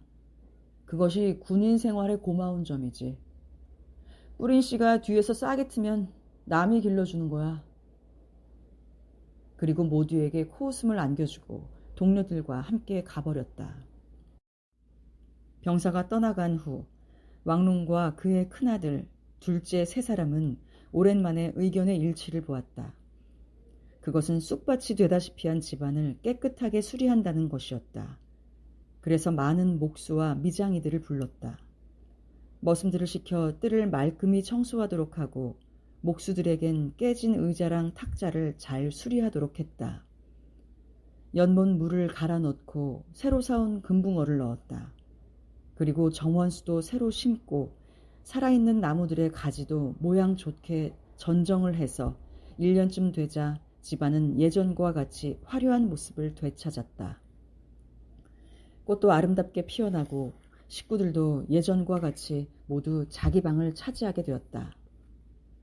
왕롱은 사촌동생과 지내던 계집종에게 숙모의 뒷바라지를 하게 했다. 그녀의 목숨은 얼마 남지 않은 것 같다. 죽고 난 뒤에 처리를 그 계집애에게 시킬 작정이다. 더욱 안심인 것은 그 계집종이 낳은 애가 다행히도 계집애였다. 만약 그 아이가 사내였더라면 그 계집종의 콧대가 좀 세어졌을지도 모를 일인데 계집애라서 한갓 종년이 낳은 것밖에 되지 않아 지금까지의 그녀 신분에는 변함이 없기 때문이다. 왕롱은 누구에게 대해서도 정당하게 처리하는 것처럼 그녀에 대해서도 그렇게 할 생각이었다. 그래서 숙모가 세상을 떠난 뒤에도 그녀의 소원이라면 숙모의 방과 침대를 주겠다고 약속했다. 60개나 되는 방이니까 1개쯤 주어도 섭섭할 것이 없었다. 왕롱은 또 돈도 약간 그녀에게 주었다. 계집종은 오직 1가지만 제외하면 충분히 만족했다. 왕롱에 돈을 주었을 때 계집종은 그 1가지를 말했다. 그 돈은 저의 결혼 지참금으로 줄 수 있도록 맡아주십시오. 그리고 만일 귀찮지만 않으시다면 농사꾼이나 마음씨 좋은 가난한 사람에게라도 시집을 보내주세요. 부탁입니다. 사내를 알고 나니 혼자서는 허전해서 못 살겠습니다. 왕롱은 가볍게 승낙했다. 그리고 그것을 승낙했을 때 이런 일이 머리에 떠올랐다. 나는 이 계집애를 가난한 사람에게 시집 보낼 약속을 했다. 그러한 나도 전에는 가난한 사내로서 여편네를 얻으려고 이 집에 들어온 일이 있었던 것이다. 이 반생 동안 그는 오란의 일을 생각한 적이 없었다. 그리고 지금 그녀 생각을 하자 비통하다기보다 마음이 무거운 아련한 애수를 느꼈다. 먼 옛날 일로서 지금은 너무나도 그녀와 떨어져 버렸다. 그는 우울하게 말했다. 저 아편을 빨고 있는 늙은이가 돌아가시면 서방을 구해주지. 이젠 오래 살 목숨도 아니니까. 그리고 왕롱은 약속한 대로 실행했다. 어느 날 아침 계집이 와서 말했다. 이젠 약속한 대로 해주세요. 할머니는 오늘 새벽에 돌아가셔서 관에 잘 모셨습니다. 왕롱은 자기 논밭에서 일하고 있는 사내 중에서 누가 없을까 생각해보다가 칭서방을 죽게 만든 그 젊은이를 생각해냈다. 뻐드렁니의 그 녀석 말이다. 그는 말했다. 그렇지. 그 사람이 좋겠군. 그때 일만 해도 녀석이 그러자고 한 것은 아니었으니까. 다른 녀석들과 마찬가지로 선량한 사람이지. 나는 지금 그 녀석밖에 생각나지 않는구나. 왕롱은 곧 그 젊은 사람을 부르러 보냈다. 앞에 와 선 것을 보니 그는 훌륭한 어른이 다 돼 있었지만 여전히 뻐드렁니였다. 왕롱은 야릇한 기분으로 대청마루의 큰 의자에 앉아서 2사람을 앞에 불렀다. 이 이상한 돌고 도는 세상의 쾌감을 마음껏 누리면서 말했다. 자, 들어봐라. 이 여자 말인데 네가 좋다면 아내로 맞아도 좋다. 내 사촌 동생 말고는 아무도 이 여자를 모른다. 뻐드렁니가 좋아했다. 그녀는 튼튼한 시골 태생에다 마음씨 곱고 더구나 그는 가난했기 때문에 이런 여자가 아니고서는 결혼도 할 수 없는 처지였다. 두 사람이 그의 앞을 물러간 뒤 의자에서 내려온 왕롱은 이것으로써 그의 생애가 한 바퀴 돈 듯했다. 그는 평생에 해보고야 말겠다는 일도 모두 성취한 느낌이었다. 그리고 꿈에도 생각지 않았던 여러 가지 일도 무난하게 이룩해 놓았다. 어떻게 된 것인지도 모르게 된 것이다. 이젠 모든 근심을 덜어버리고 편안히 양지 쪽에서 낮잠이나 자고 지낼 수 있을 것이라고 생각했다. 그럴 만한 시기도 되었던 것이다. 그는 나이가 벌써 65이나 된다. 손자들은 콩나물처럼 자라났다. 큰아들에겐 10살 나는 손자를 맞이로 셋이고 둘째에게도 손자가 둘이나 된다. 머지않아 셋째도 장가를 들여야 할 것이고 그것만 끝나면 그는 아무 걱정 없이 한가한 몸이 되는 것이다. 그러나 세상의 일이란 그렇게 생각한 대로 되는 것은 아니다. 병정들이 지나간 것이 큰 벌떼가 지나간 것처럼 곳곳에 그 독한 침을 남겨두었다. 맏며느리와 둘째 며느리가 지금껏 따로 살아왔기 때문에 사이좋게 지냈으나 병정들이 몰려와 있는 동안 한 곳에 몰려서 사는 사이에 몹시 미워하기 시작했다. 같이 어울려 놀아야 할 꼬마들이 아무런 이유 없이 말썽을 일으켜 싸우게 되면 아이들의 어머니들은 그대로 뛰어나가 아이의 편을 들었다. 상대방 아이의 따귀를 갈겨주고 자기 아이는 야단도 치지 않는 식이었다. 자기 아이는 어떤 싸움에서도 늘 옳은 것이다. 두 여자는 이렇게 반목을 굳혀갔다. 게다가 그 사촌 동생이 시골 태생의 아내를 축혀 올리고 성내 태생의 아내를 비웃은 것이 잊지 못할 사건으로 마음에 걸려 있었다. 큰아들의 아내는 손아래 동서 앞을 지나갈 때면 거만하게 몸을 젖혔다. 어느 날 서로 지나치면서 그녀는 큰 소리로 남편에게 말했다. 뻔뻔스럽고 상스럽게 자란 계집이 식구 중에 있으니 견딜 수 없군요. 놈팡이한테 붉은 고기라는 말을 듣고도 웃어 넘기다니 말이에요. 그러자 둘째의 아내도 질세라 큰 소리로 되받아 넘겼다. 형님은 사내한테 찬 생선 소리를 들었다고 나를 경멸하시는데. 두 여자는 눈을 흘겼다. 그러나 첫째는 예절을 지키는 것을 자부하고 있기 때문에 그 말에 대꾸하지 않았다. 그저 묵묵히 상대방을 경멸하고 언제나 손아래 똥설을 무시했다. 그러나 자기의 아들이 방에서 밖으로 나가려 하자 큰 소리로 불렀다. 상스럽게 자란 애들과 놀면 못 써. 그러자 상대인 동서도 지지 않고 자기 아이들에게 말하는 것이었다. 뱀 새끼들과 놀지 마라. 물린다. 두 여자의 사이는 날이 갈수록 심해져만 갔다. 큰아들과 둘째 사이도 원만치 않았기 때문에 이 갈등은 더욱 심해질 뿐이었다. 큰아들은 성내에서 자라난 자신들보다도 신분이 좋은 자기 아내에게 경멸을 당하는 것을 극히 두려워했다. 둘째는 형의 쓰임새가 해프기 때문에 분가하기 전에 재산을 마구 축내지 않을까 하는 것이 걱정이었다. 또 형의 편으로 보면 자신이 상속받을 재산을 동생이 맡아서 관리하는 데에 불만이 있었다. 모든 돈이 아버지의 손에 들어가서 아버지의 손에서 나가는 것인데 그 액수를 동생은 알고 있지만 자신은 알 수 없었다. 돈 쓸 일이 생기면 마치 아이들처럼 아버지에게 타쓰는 것이 부끄럽기도 했다. 그래서 안사람들끼리의 싸움도 곧 형제간의 싸움으로 발전하는 것이 일쑤였고 이런 가정 불화에 기진해 있었다. 또 왕롱도 렌화와의 사이가 옛날 같지 않았다. 사촌 동생으로부터 리화를 구해준 이후론 렌화와의 사이에 갈등이 일어나기 시작했다. 리화는 그때부터 렌화의 눈에서 벗어나고 말았다. 전날과 다름없이 충실하게 하루 종일 렌화의 곁에서 담배 심부름이랑 온갖 잡일을 하고 밤에도 렌화가 잠이 오질 않는다고 하면 렌화의 팔다리를 주물러 주건만 그래도 렌화는 탐탁히 여기질 않았다. 렌화는 리화를 질투하고 있는 것이다.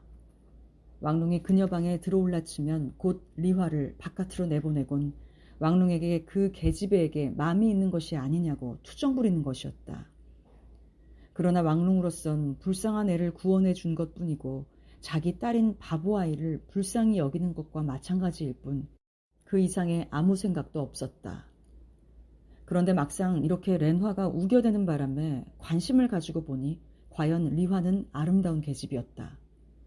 그 이름대로 백꽃처럼 청초했다. 그녀를 유심히 바라보고 있노라면 이 10년여 동안 고요히 늙어가던 피가 새삼스럽게 피어오르기 시작했다. 뭐라고? 내게 아직 기운이 있단 말이냐? 1년에 3번도 당신 방에 올까 말까 한데.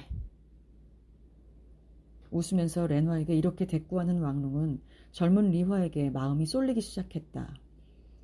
다른 일에 있어 렌화는 무식하지만 남녀관계에 있어서는 그렇지 않았다. 늙어지면 인간이란 짧은 한 기간만 청춘의 정열이 재생한다고 믿고 있었다.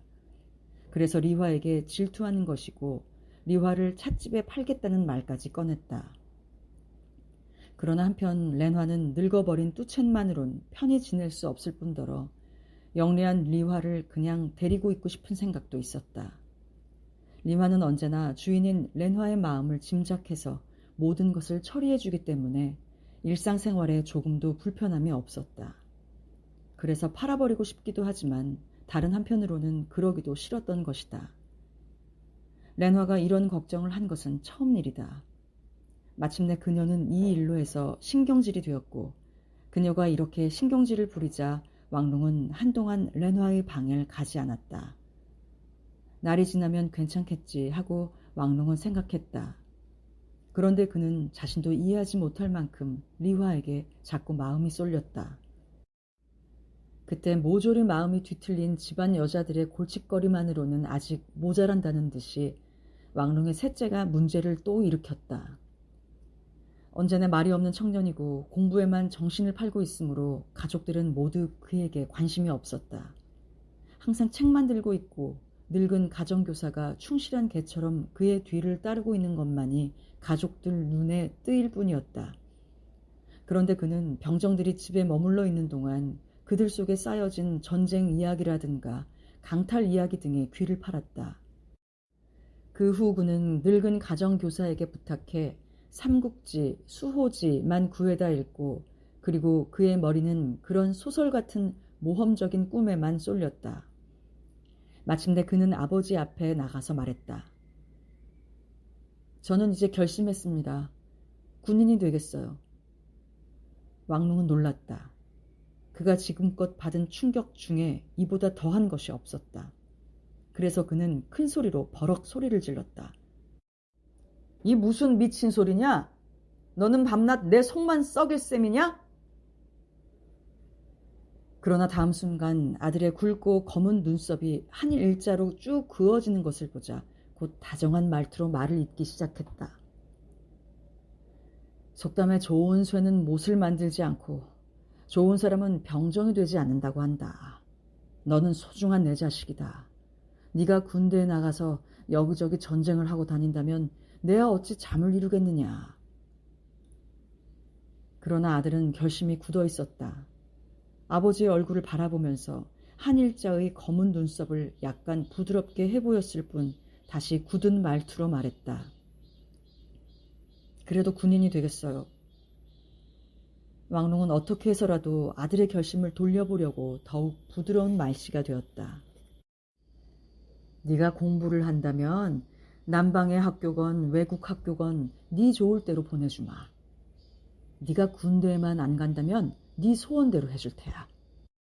나같이 돈도 있고 큰 농장을 가지고 행세한다는 사람이 자식을 병정에 보낸다면 그런 남부끄러운 일이 어딨니? 아들은 아무 말도 없었다. 왕롱은 타이르듯이 다시 말을 계속했다. 무엇 때문에 병정이 되겠다는 건지 그 이유나 좀 알자. 아들은 눈을 갑자기 번쩍이며 대답했다. 지금껏 들어보지 못한 큰 전쟁이 일어납니다. 지금까지 한 번도 보지 못한 전쟁이 지나간 뒤 우리나라는 진정 자유로운 해방이 올 것입니다. 왕릉은 놀랐다. 아직껏 셋째로부터 들어본 적이 없는 놀라운 말이다. 무슨 이야기인지 난 못 알아듣겠구나. 우리나라가 해방되지 못한 것이 뭐란 말이냐. 먹고 싶은 대로 먹고 또 돈도 마음대로 벌 수 있고 농사도 마음대로 지을 수 있는데 그래서 너희들도 마음대로 입고 먹고 하질 않느냐. 그 이상의 자유란 뭐라는 거냐? 아들은 쓴웃음을 지으면서 중얼거렸다. 아버진 모르실 겁니다. 나이가 많아서 아무것도 모르십니다. 왕릉은 생각다 못해서 아들의 얼굴만 쳐다보았다.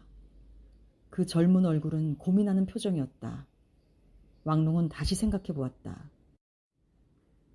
나는 이 아들에게 무엇이든 해주었다. 농사일을 그만두겠다는 것도 허락해주고 그래서 공부도 시키지 않았는가. 이렇게 생각하면서 왕릉은 아들의 얼굴을 또 한 번 쳐다보았고 다시 생각에 잠겼다. 이 자식이 가진 모든 것은 나로부터 받아간 것이 아니냐. 그는 아들을 유심히 보았다. 아직 청년이긴 하나 몸은 힘차고 늠름하다. 그래도 욕정 같은 것이 아직 눈에 띄지 않기 때문에 그는 망설이며 작은 소리를 내어 중얼댔다. 그렇지. 한 가지 부족한 것이 있겠다. 그래, 장가를 보내주마. 그러나 아들은 갑자기 찡그린 눈썹 밑으로 불타는 듯 번쩍이는 눈을 두리번거리며 말했다. 그러시면 저는 정말 도망해버리겠어요. 제겐 여자란 형님들처럼 만사 해결이 되진 않습니다. 왕릉은 셋째를 잘못 보았다는 짐작이 가자 변명하듯이 재빨리 말했다. 아니. 너를 장가 보낸다는 것이 아니다. 내가 말한 것은 네가 좋아하는 계집종이라도 있다면 말이다. 저는 다른 청년과는 다릅니다. 저는 이상이 있어요. 남다른 영광을 꿈꾸고 있습니다. 계집애란 어디나 있어요. 여기까지 말한 아들은 잊었던 것을 갑자기 깨친 듯이 그 교만스럽던 태도를 고쳐 양손을 축 늘어뜨리고는 평범한 말투로 다시 말을 이어갔다. 종년들이랬자 모두 추한 것들 뿐이니까 별로 탐탁스럽지 않습니다. 그 중에서도 예쁜 것이 있다면 안방에 있는 계집 정도가. 이 말을 듣자 왕릉은 그 말이 미화를 의미한다는 것을 알고 이상한 질투를 느꼈다. 그는 갑작스레 노인이 되어버린 듯했다. 늙었고 백발이고 몸이 지나치게 비둔해진 것 같았다. 그리고 셋째가 떳떳한 장부인 것을 새삼 발견했다. 이 순간 그들은 부자가 아니고 한낱 두 사람의 사나이인 것이다. 청년과 늙은이인 것이다. 왕릉은 화가 났다. 종년들에게 눈을 팔면 못 써. 집안에서의 방탕한 행동은 용서 못한다. 우리는 착실한 촌사람이니까 예의를 지켜야 해. 그따위 짓은 절대 용서 못해. 아들은 눈을 휘둥그레 뜨고 눈썹을 올리며 어깨를 치키고 말했다. 아버지가 처음에 말씀하시지 않았습니까? 그리고는 밖으로 나가버렸다. 왕릉은 혼자 자기 방에 앉아서 하염없는 슬픔과 고독을 느꼈다. 그리고 중얼거렸다. 온 집안에 평화가 없구나. 마음속은 갈피를 잡을 수 없어 뒤숭숭하고 가지가지의 분노가 끓어올랐다. 왜 그런지 그 자신도 이해할 수 없었으나 가장 분한 생각이 치받치는 것은 그의 셋째가 리화에게 눈독을 들인다는 점이다. 왕릉은 셋째가 리화에 대해 한 말이 언제나 머리에서 떠나지 않았다. 그는 리화가 드나들 때마다 결코 눈을 떼지 않았다. 그 자신도 모르게 리화만 생각하고 있는 것이다. 모든 마음이 거기에만 팔려버리게 되었다. 그러나 누구에게도 그런 말을 하지 않았다. 그의 첫 여름의 어느 날 밤이었다. 따뜻한 실바람이 실록과 꽃향기에 묻혀 살랑대던 밤이었다. 뜰하게 개수나무 꽃향기가 코를 찌르는 듯했다.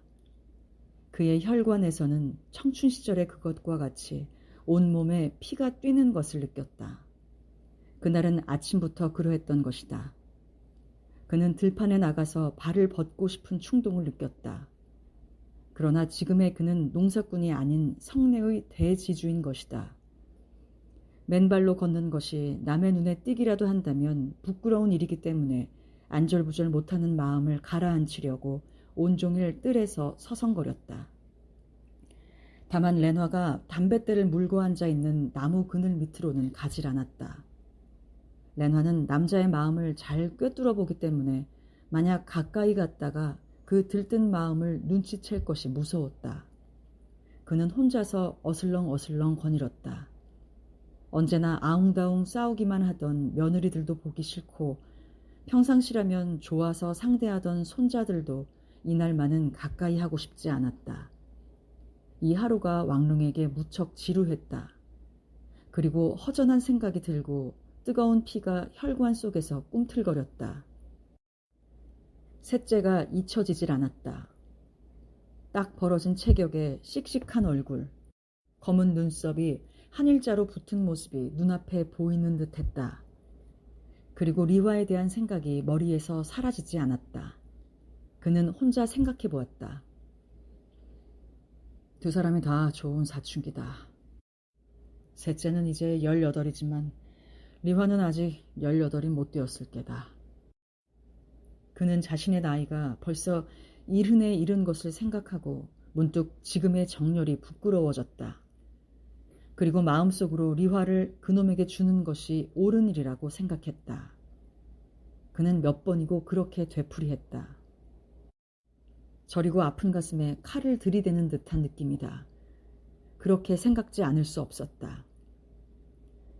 이 하루는 그에게 한없이 지루하고 쓸쓸한 날이었다. 해가 벌써 저물었어도 그는 그대로 뜰에 앉아 있었다. 이 집안에선 한 사람도 털어놓고 이야기할 상대가 없는 것이다. 밤 공기는 개수나무 향기를 담뿍 품었다. 그 개수나무는 바로 중문 가까이 있었다. 그가 그 밑에 앉아 있으려니 어두침침한 속을 스치는 사람의 그림자가 보였다. 자세히 보니 리화였다.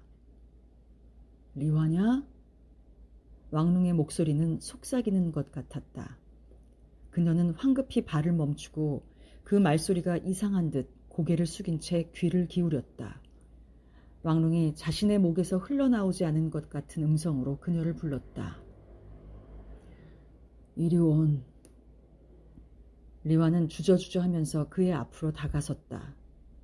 늙은 눈인지라 희미하기도 하거니와 그 어둠 속에 섰는 리화의 모습도 똑똑히 볼 수 없었다.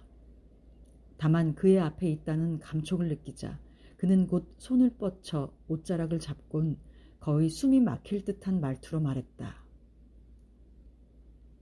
얘야. 그의 말은 여기서 멈췄다. 그는 자신이 늙었고 손녀뻘 같은 것을 생각하니 그 이상 입이 떨어지지 않았다. 다만 리화의 옷자락에 손을 댈 뿐이었다. 왕릉의 말을 기다리는 리화는 그가 흥분한 것을 알아채자 꽃송이가 시들어버리듯 왕릉의 발목에 슬그머니 메어달리면서 땅에 주저앉았다. 얘야, 나는 노인이다. 너무 늙었어. 저는 노인이 좋아요. 너무 친절하시니까. 리화의 음성은 개수나무 꽃향기처럼 어둠 속에서 하늘거렸다. 왕릉은 몸을 약간 굽히고 부드럽게 말했다. 너같이 예쁜 애는 키가 크고 씩씩한 젊은 청년에게 시집을 가야 해. 너같이 얌전한 애는. 이렇게 말하면서 마음속에는 셋째 같은 청년에게 말이다 하고 중얼거렸다.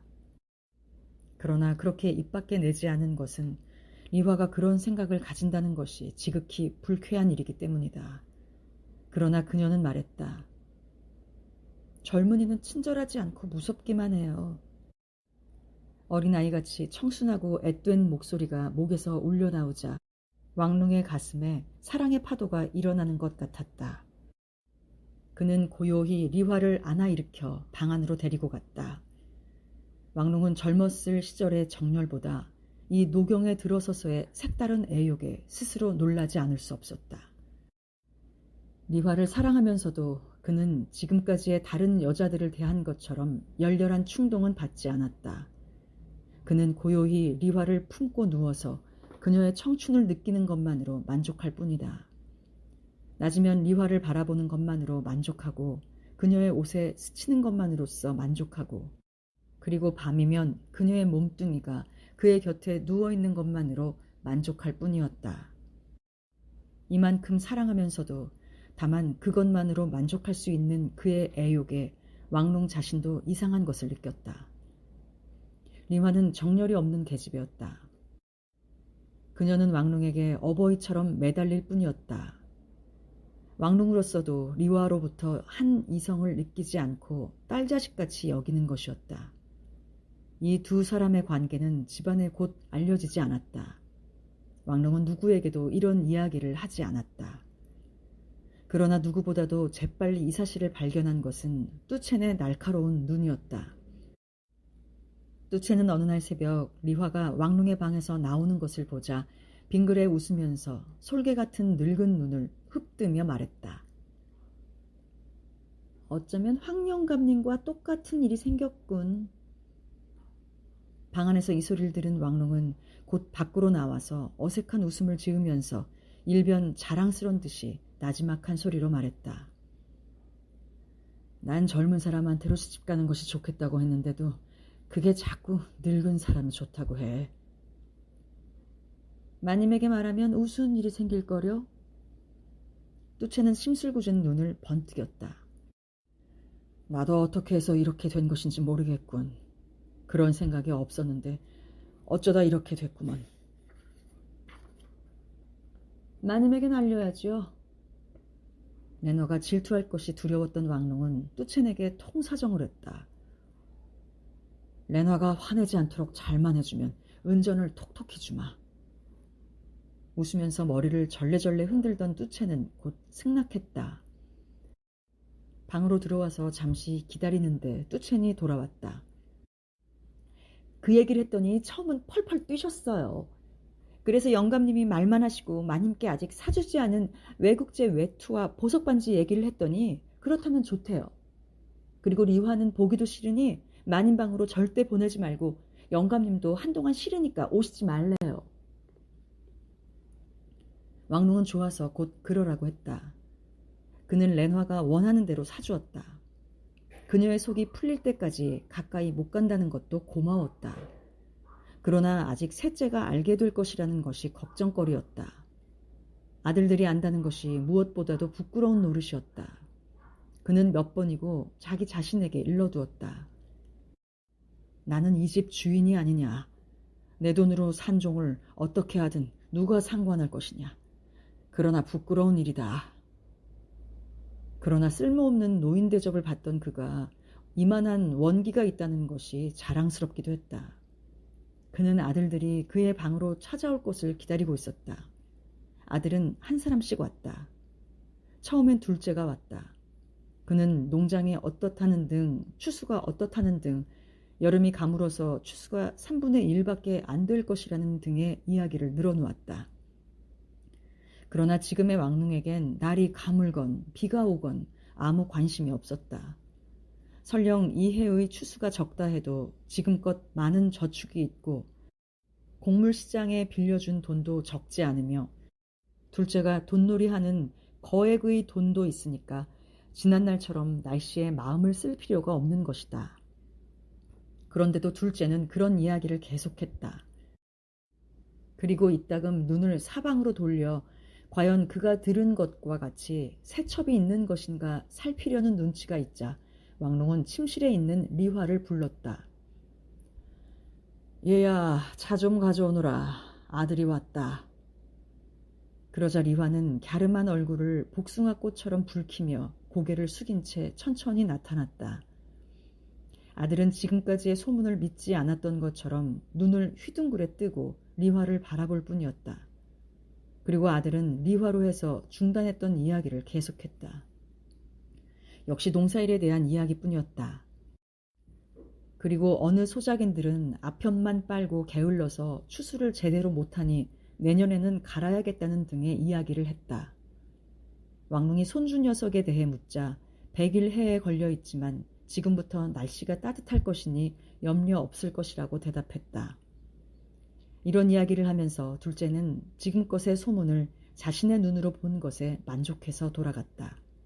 비로소 왕릉은 안심을 했다. 그날 오후 큰아들이 돌아왔다. 이제 보니 그는 상당히 나이도 들고 몸도 나서 제법 중년의 티가 완연했다. 왕릉은 그 당당한 모습에 큰아들이 좀 두렵기도 해서 리화를 불러내지 않고 담배를 피우면서 기다렸다. 큰아들은 의젓하고 정중한 태도로 아버지의 건강이라든가 이것저것에 대해 물었다. 왕릉은 조용히 그저 그래 하고 말할 뿐이었으며 큰아들을 바라보고 있는 동안 그를 친근하게 느끼기 시작했다. 자, 아들이 또 한 명 왔으니 차를 가져오지 그래. 이번엔 지극히 침착한 태도로 리화가 나타났다. 오이씨 같은 얼굴은 그녀의 이름인 백꽃처럼 밝았다. 눈을 내리뜬 채 고요히 시키는 일만 하고 다시 침실로 들어가 버렸다. 리화가 찬물을 따르는 동안 부자 사이에는 말이 없었으나 그가 침실로 사라지자 그들은 차를 들기 시작했다. 묵묵히 차를 마시고 있던 큰아들이 몹시 거북한 듯이 말을 꺼냈다. 전 사실로 믿어지지 않는 사실입니다만 뭘? 돈이 넉넉하시니까 그러시겠지만 남자란 누구나 다 그런지 한 여자로는 만족 못하는 모양입죠. 누구나 다 그렇지요. 큰아들의 얼굴에 걷잡을 수 없는 선망의 빛이 나타나는 것을 보고 왕릉은 속으로 웃었다. 그는 큰아들이 애욕에 강하다는 사실도 알고 있다. 그가 성내서 자란 현숙한 아내에게 쥐어있지만 머지않아 본성을 나타내고 말 것이라고 생각하니 더욱 우스웠다. 묵묵히 앉아있는 큰아들은 무슨 생각이 난 듯 훌쩍 나가버렸다. 담배를 태우면서 왕릉은 이렇게 늙어서도 하고 싶은 일을 한 것이 흡족하게 느껴졌다. 셋째가 왔을 때는 벌써 밤이었다. 그는 혼자서 왔다. 왕릉은 뜰 안으로 합해 있는 중간방에서 탁자 위에 붉은 촛불을 켜놓고 담배를 태우고 있었다. 그 맞은편에는 리화가 양손을 무릎에 얹고 단정히 앉아 있었다. 그녀는 아이처럼 교태를 나타내지 않고 가끔 바라보기만 했다. 그녀를 바라볼수록 왕릉은 그녀를 손에 넣은 것이 만족스러웠다. 이때 갑자기 셋째가 나타났다. 어두운 뜰에서 갑자기 뛰어들었기 때문에 두 사람은 짐작을 못했던 것이다. 아들도 생각 없이 뛰어든 모양이었다. 왕릉은 이 이상한 태도를 보고 일순 지난날 마을 사람들이 산에서 산채로 잡은 표범을 연상했다. 그 표범은 묶여있으나 사람에게 달려들 기세로 눈알을 번뜩였다. 이 셋째의 눈이 그렇게 번쩍인 것이다. 그리고 그 눈으로 왕릉을 쏘아본다. 그 굵고 검은 눈썹이 한 일자로 무섭게 치켜올랐다. 그는 잠시 그대로 묵묵히 섰더니 이윽고 힘차게 말했다. 이번이야말로 정말 군인이 되겠습니다. 아들은 리화를 거들떠보지도 않고 아버지의 얼굴만 쳐다보고 있었다. 큰아들이나 둘째는 조금도 두렵지 않던 왕릉도 이 셋째에겐 갑자기 두려운 생각이 들었다. 왕릉은 담뱃대를 문 채 무엇인지 중얼거렸으나 막상 말을 할래도 목소리가 나오지 않았다. 다만 아들의 얼굴만 쳐다볼 뿐이었다. 전 갑니다. 군인이 되렵니다. 아들은 갑자기 리화를 돌아봤다. 얼굴이 마주친 리화는 얼핏 양손으로 눈을 가렸다. 잠시 후 아들은 돌개바람처럼 밖으로 나가버렸다. 왕릉은 네모난 창으로 어두컴컴한 바깥을 보았다. 아들은 보이질 않고 사방은 정적에 쌓여 어둡기만 했다. 왕릉은 갑자기 애수에 젖어들게 되었다. 이윽고 침울한 말투로 말했다. 리화야, 나는 너무 늙었다. 그건 나도 잘 알지. 난 굉장히 나이를 먹었어. 리화는 가렸던 손을 내리고 왕룽이 이제껏 들은 적이 없는 듯한 열정적인 목소리로 대답했다. 젊은 사람은 야속해요. 저는 노인이 더 좋아요. 이튿날 아침 왕룽의 셋째는 보이지 않았다. 어디로 간 것인지 아는 사람도 없었다. 가을이 가고 겨울이 오기 전 여름날 같은 따뜻한 날이 잠깐 있었다. 리화에 대한 왕룽의 정열도 그러한 것이었다. 그 짧은 동안의 불꽃은 가라앉고 애욕은 그로부터 사라졌다. 그는 리화를 좋아하면서도 정열이 없었다. 그런 정열이 식자 갑자기 노쇠한 자신을 발견했다. 그러면서도 리화가 곁에 있는 것이 유쾌했다. 리화는 나이답지 않게 충실하고 끈기 있게 왕룽의 시중을 들었다. 왕룽도 또한 그녀에게 언제나 친절했다. 두 사람의 관계는 차차 아버지와 딸 같은 사이로 변해갔다. 그녀는 왕룽을 위해서 불쌍한 바보 딸에게도 친절히 했다. 이것이 그를 대단히 기쁘게 했다. 그래서 그는 오랫동안 자기의 마음속에만 간직해왔던 비밀을 리화에게 말했다. 오랫동안 왕룽은 이 딸의 장래에 대해서 고민해왔었다. 그가 죽은 뒤에는 이 바보 딸이 죽거나 말거나 아무도 개의치 않을 것이다. 그래서 그는 약방에서 흰 독약을 한 봉지 사가지고 와서 자기가 죽을 때가 다가오면 바보 딸에게 먹이려고 했던 것이다. 그러나 그것은 그가 죽는 일보다 더 무서운 일이다. 지금 리화를 믿을 수 있다고 생각하니 그는 매우 기뻤다. 어느 날 그는 리화를 불렀다. 내가 죽은 뒤에 저 바보를 맡을 사람은 너뿐이다. 그 아이는 아무 생각도 없으니 내가 죽은 뒤에도 오래 살 게다. 그런데 너도 알다시피 내가 죽어버리면 그 아이에게 밥을 먹여줄 사람도 비 오는 날이나 추운 날에 집 안으로 데려오고 햇볕이 나면 양지 쪽에 데려다 줄 사람도 없어. 그 아이는 줄창 내가 돌보았으니까 내가 없으면 거리에 쫓겨날지도 모른다. 그래 부탁이니 이걸 맡아두었다가 내가 죽거든 이 봉지의 약을 밥에 섞어서 그 아이에게 먹여다오. 그러면 그 아이도 나를 따라오게 될 테니까. 리화는 왕룽이 가진 약봉지를 보자 몸을 움찔하며 온화한 말로 말했다. 전 벌레도 못 죽여요. 그런데 어찌 사람을... 그러시지 말고 제가 대신해서 언제까지나 돌보겠습니다. 영감님께서도 저한테 아주 다정히 하셨는데. 이 말을 들은 왕룽은 가슴이 뭉클해지면서 울고 싶은 생각이 났다. 이런 위로의 말은 누구에게도 들어본 적이 없다. 그는 진심으로 고마웠다. 아무튼 이 약봉지를 받아들렴. 너밖에 믿을 사람이 없으니까. 할 말은 아니지만 너도 죽을 날이 있을지 모르니까. 너마저 죽으면 아무도 없으니까 말이다. 며느리라는 것들은 제 애들로 싸우기 바쁘고 자식들은 제 살 길이 바쁠 테니까. 리화는 그 약봉지를 받아 넣었으나 그 후 이에 대한 아무런 말도 않았다. 왕룽은 리화를 믿고 있기 때문에 불쌍한 딸아이의 장래에 대해서 그녀에게 부탁한 뒤 비로소 안심이 되었다. 그 후 왕룽은 더욱 늙어버려 리화와 딸 외엔 아무도 없는 그의 방에서 도무지 바깥을 나가지 않았다. 때때로 생각난 듯 리화를 바라보고 미안스런 듯이 말했다. 이렇게 지내는 것이 젊은 내게 답답하질 않느냐? 저는 이렇게 사는 것이 제일 좋은 거려. 너한테 비해 내 나이가 너무 많아. 그래도 영감님이 좋아요. 제일 좋아요. 왜? 젊은 남자가 싫든? 영감님을 빼고는 다 싫어요. 누구든 미워요. 저를 팔아버린 아버지도 밉고 전 남자들의 나쁜 얘기만 들었기 때문에 다 싫어요. 왕룽은 이상한 생각이 들었다. 너는 내 집에서 아무 일 없이 편히 자라는 줄만 알았는데. 그렇지 않아요. 정말 실증나는 것뿐이었어요. 다 미워요. 젊은 사람이란 모두 싫어요. 그녀는 더 이상 아무런 말도 않았다. 왕농은 생각해 보았다.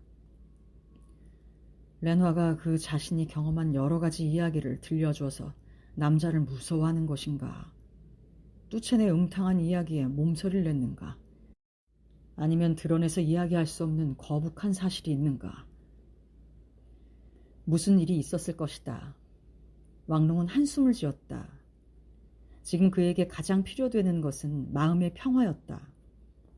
리화와 자신의 딸을 곁에 두고 그는 뜰에 앉아 있을 뿐이었다. 이렇게 그는 날이 가고 달이 가고 해가 가는 동안 지난날 그의 아버지가 양지 쪽에서 졸기만 하듯이 그도 그렇게 어느 날이나 졸고만 있었다. 벌써 이 인생도 끝이라고 생각하니 만족스럽기도 했다. 드문 일이었으나 그는 간혹 다른 방을 나가보기도 했다. 렌화의 방을 가기도 했다. 렌화는 리화에 대한 말은 결코 입 밖에 내질 않으나 왕농이 찾아오면 상당히 친절히 대했다. 그녀도 이젠 늙어서 좋은 음식이나 술, 그로부터 받는 돈만으로 만족하고 있다. 그녀와 뚜체는 오랜 세월을 같이 지냈기 때문에 주종이란 관계보다는 친한 동무처럼 밤이나 낮이나 이야기를 주고받았다. 그리고 그런 이야기들은 거의가 남자들에게 대한 지나간 옛 이야기로서 큰 소리로 말하기가 거북스러우면 귀에 입을 대고 속삭였다. 먹고 마시고 자고 또 눈을 뜨면 짓거렸다. 그리고 또 먹기도 하고 마시기도 했다. 또 왕농은 간혹 큰아들이나 둘째에게도 갔다. 그들은 그를 은근히 맞이하고 불이 나게 차를 내왔다. 왕농은 이 즈음에 난 손자를 보자고도 했다. 벌써 그는 정신이 몽롱해서 무엇이든 잘 잊어버리고 같은 일을 몇 번이고 묻는 것이었다. 내 손자가 몇이나 되는지. 사내애가 11, 계집애가 8. 한 해에 2씩 불어나는구나. 내가 잘 알지. 그렇지? 그가 의자에 걸터앉으면 손자들이 이상한 듯 몰려왔다. 손자들도 모두 다 큰 소년들이다. 그는 그들이 어떻게 생겼는지 물끄러미 바라보곤 혼잣말로 중얼거렸다. 저놈은 제 할아버지를 닮았어. 저건 사돈 모습 그대로고 이놈은 내 어릴 때 모양 같고. 그리고 그는 손자들에게 말했다. 모두들 학교에 가니? 가요 할아버지. 그들은 여러 가지 말로 각각 대답했다. 그러면 사서를 배웠겠구나. 그러자 손자들은 이 완고한 옛 늙은이를 경멸하듯 깔깔 웃고 나서 말했다. 할아버지는 옛날 같은 얘기를 하시네. 혁명이 일어나곤 그따위 예전 글은 안 배워요. 왕농은 한동안 생각하더니 말을 잇는다. 아, 그래, 혁명. 나도 들은 적이 있다. 나는 바빠서 그런 걸 몰랐다. 농사일 하느라고 말이야. 아이들은 킥킥 웃었다. 왕농은 아들 방에 와서도 어쩐지 어색함을 느꼈다. 나그네 같은 생각이 들어 곧 일어섰다. 그리고 그는 큰아들이나 둘째에게 자주 가지 않았다. 그리고 이따금 뚜첸에게 물었다. 이젠 꽤 세월이 흘렀으니 며느리들이 싸우지 않겠지? 뚜첸은 바닥에 침을 뱉고 말했다. 그 사람들 말씀이죠? 서로 앙앙거리는 고양이 같아요. 그리고 마지는 친정자랑만 하고 잔소리를 하니까 어떤 남자가 좋다고 그래요. 그래서 그런지 큰서방님은 첩을 들인다는 소문이 있어요. 요즘은 곧잘 찻집에 나가시는 모양이에요. 왕농은 이렇게 대답하고 큰아들에 대한 생각이 머리에 떠오르는 듯 하더니 곧 사라져버리고 자신도 모르는 사이 차 생각이 저절로 났다. 또 어떤 날은 뚜첸에게 이렇게 물었다. 오래전 집을 나간 셋째 놈 소식은 없는가? 이 집안에서 뚜첸이 모르고 있는 일은 없는 것이다. 글쎄, 그 서방님은 편지도 아무 소식도 전하질 않지만 요즘 남쪽에서 온 사람이 전하는 말론 혁명인가 뭔가의 대단한 장교가 됐대요. 혁명이 무엇인지 난 몰라요. 무슨 장사겠지요. 왕롱은 고개를 끄덕였다. 그는 셋째를 생각해 보려고 했으나 해가 저물자 차가운 공기에 뼈가 시려워 전신이 아프기 시작했다. 마음이 항상 이리저리 흔들리기 때문에 한 가지 일을 오래 생각할 수 없었다. 그의 노쇠한 몸뚱이가 가장 요구하는 것은 식사와 따뜻한 찬물뿐이었다. 그리고 밤이 돼 추워지면 따뜻한 젊은 리화가 곁에 붙어 있어 주었다. 아무리 늙어도 그의 잠자리만은 따뜻했다. 봄은 몇 번이고 지나갔다. 해마다 왕릉에겐 정신이 희미해져 갔다. 그러나 아무리 노쇠해도 그에게 남아있는 오직 한 가지는 땅에 대한 애정이었다. 그는 그런 농토를 떠나 성내로 옮겨와 부호가 된 것이다. 그러나 그의 꿈은 땅속에 그대로 스며들었다. 며칠이고 몇 달이고 대지를 잇고 있다가 봄만 되면 을에 농장에 가보고 싶어 견딜 수가 없었다. 이제 그는 괭이를 들 힘도 없고 아무것도 할 수 없어서 다른 사람들이 밭을 갈고 있는 모습을 바라볼 뿐이었으나 그래도 한갓 희망을 가지고 나가보곤 했다. 때로는 몸종을 시켜서 침대를 가지고 옛날 살던 성 밖까지 가서 누워있다 오기도 했다. 그의 아들을 낳았고 아내가 죽은 바로 그 침실에서 말이다. 날이 새면 떨리는 손으로 잎이 피어오르는 버들가지니 복숭아꽃을 꺾어 쥐곤 온종일 가지고 있기도 했다. 봄도 가고 여름이 가까운 어느 날 밭둑길을 거닐던 그는 그의 가족 묘지까지 왔다. 부들부들 떨리는 다리를 간신히 버티고 서서 묘들을 바라보니 죽은 사람들의 얼굴들이 하나 둘 떠올랐다. 죽은 사람들은 그의 성내 집안에 살고 있는 아낙네들보다 바보스런 딸과 리화를 제외한다면 그 누구보다도 생생하게 머리에 떠오르는 것이다. 그의 생각은 몇십 년의 옛날로 돌아가고 지나간 날의 일들이 생생하게 되살아나는 것이다. 유생원 댁에 시집간 막내딸은 오래도록 아무런 소식도 못 들었으나 머리에 떠오르는 명주 홍실 같은 입술을 가졌던 그 아이의 그 예뻤던 모습도 여기에 잠들어 있는 죽은 사람의 한 사람같이 추억되는 것이다. 한동안 추억에 잠겼던 왕롱은 갑자기 생각났다. 그렇지. 다음은 내 차례지. 그는 묘지 안으로 들어서서 그의 아버지보다는 밑에, 칭서방보다는 위에, 아내의 묘와는 떨어지지 않은 장소에 자신이 묻혀질 것을 생각하니 흙 속에서 자라나서 다시 그 흙 속으로 영원히 돌아갈 자기 자신이 뚜렷이 보이는 것만 같았다. 그는 중얼거렸다.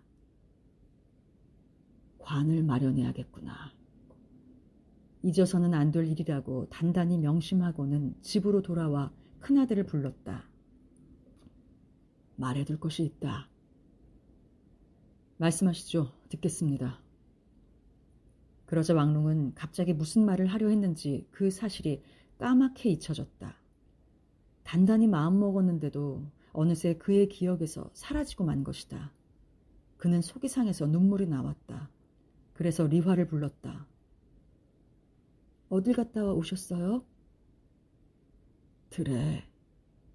그는 리화의 얼굴을 바라보면서 대답을 기다리는데 리화는 다정스럽게 물었다.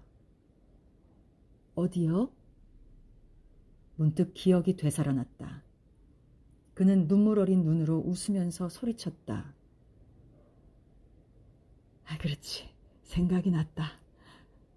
내가 묻힐 터를 보고 왔지. 아버지와 숙부의 묘 아래, 칭서방 묘보다는 위에 네 어머니의 곁이다. 그리고 내가 죽기 전에 내 관을 봐둬야겠다. 큰아들은 효자로서의 적당한 말을 얼른 생각해냈다. 돌아가신다는 말씀 마십시오. 분부대로는 하겠습니다만. 큰아들은 거대한 향목을 골라서 조각을 한 제일 좋은 관을 사들였다. 이 향목은 쇠처럼 썩지 않으며 관 이외에는 다른 데에 쓰이지 않는 것이다. 사람의 뼈보다는 먼저 썩지 않는다는 것이다. 왕롱은 안심이 되었다. 관을 그의 침실에 옮겨놓고는 매일 그것을 보곤 했다. 어느 날 그는 느닷없이 말했다. 그렇지. 나는 이 관을 옛날 그 흙집으로 갖다 놓게 하자. 얼마 남지 않은 여생을 거기서 보내다가 죽어야겠어. 아들들은 아버지의 결심이 굳은 것에 어쩔 수 없어 소원대로 실행했다. 그는 바보인 딸과 리화와 몇 사람의 몸종을 데리고 그의 옛 집인 토옥으로 돌아온 것이다. 봄이 가고 여름이 지나고 가을 추수 때가 되어 다시 겨울이 오기 전에 잠시 따뜻한 날씨가 되자 왕롱은 옛날 그의 아버지가 하던 것처럼 양지 쪽 흙담에 기대어 앉았다. 아무것도 생각지 않는 것이다. 다만 먹을 것과 땅에 대한 것이다. 땅에 대한 것도 다만 땅 그것만 생각하는 것은 아니다. 이따금 그는 한 줌의 흙을 손바닥에 올려놓고 온종일 양지 쪽에 앉아 지내기만 했다. 아들네들은 정성껏 그들의 아버지를 섬겼다. 그들은 매일 혹은 하루 건너서 반드시 찾아왔다. 그리고 노인이 즐길 만한 음식을 가져왔다. 그러나 왕롱이 가장 좋아하는 것은 지난날 그의 아버지가 즐겨 먹던 뜨거운 밀가루 죽이었다. 아들들이 오지 않는 날은 몹시 섭섭했다. 그는 곁에 있는 리화에게 묻곤 했다. 그 아이들은 무엇이 그리 바쁠까? 다들 한창 일하실 나이가 아니에요. 일이 바쁘신가 봐요. 큰 서방님은 성내 부자 양반들에게 뽑혀 큰 책임을 맡으셨고 또 새 부인도 맞이했대요. 둘째 아드님도 새로 곡물 상점을 차렸대요. 왕롱은 귀가 기울여 자세히 듣고 있는 듯 했으나 무슨 뜻인지 알 수가 없었다. 그러던 어느 날 한순간이었으나 그의 의식이 분명해졌다. 큰아들과 둘째가 찾아왔을 때였다. 그들은 늙은 아버지에게 공손히 인사를 하고 나서 문 밖에 나서서 부근의 땅을 둘러보았다. 왕롱은 묵묵히 그들의 뒤를 따랐다. 두 사람이 발을 멈추고 섰을 때 왕롱은 천천히 다가섰다. 형제는 부드러운 흙을 밟는 아버지의 발자국 소리나 지팡이 소리를 듣지 못했다. 왕롱은 둘째가 조심스런 투로 말하는 소리를 엿들었다. 이 땅을 팔아서 둘이 공평히 가릅시다. 형님 몫은 제가 고리로 빌리죠. 철도가 개통되면 쌀을 해안 지방으로 보낼 수 있으니까요. 그리고 저는 왕롱의 귀에 들린 말은 땅을 판다는 말뿐이었다. 그는 너무나 분해서 떨리는 소리를 억누르지 못하고 두서없이 소리쳤다. 이 자식들아! 땅을 팔아? 이 나쁜 놈들 같으니라고! 목이 메어 왕롱은 넘어질 것 같았다. 아들 형제가 양편에서 아버지를 겨우 부축했다. 왕롱은 울기 시작했다. 형제는 아버지를 달래며 말했다. 아닙니다. 절대로 땅은 팔지 않겠습니다. 집안이 망하는 게야. 땅을 팔기 시작하면. 그의 말은 토막토막 끊어지곤 했다. 우리들은 땅을 파먹고 살아왔어. 그리고 또다시 땅 속으로 돌아가야 돼. 너희들도 땅만 가지면 살 수 있어. 누구라도 땅만은 빼앗을 수 없어. 노인은 늙어서 메말라 적어진 눈물 자국이 뺨에 허옇게 나 있는데도 그대로 내버려 두었다. 그는 몸을 굽혀 흙을 한 줌 쥐었다. 그리고 그것을 쥔 채 중얼거렸다. 만일 땅을 파는 날에는 그것이 마지막이다. 형제는 양편에서 아버지를 부축했고 노인은 한 줌의 부드러운 흙을 힘껏 쥐었다. 형제는 몇 번이고 아버지를 위로했다. 걱정 마십시오, 아버지. 절대로 땅은 안 팝니다. 그리고 그들은 노인의 머리 너머로 서로의 얼굴을 바라보며 미소 지었다.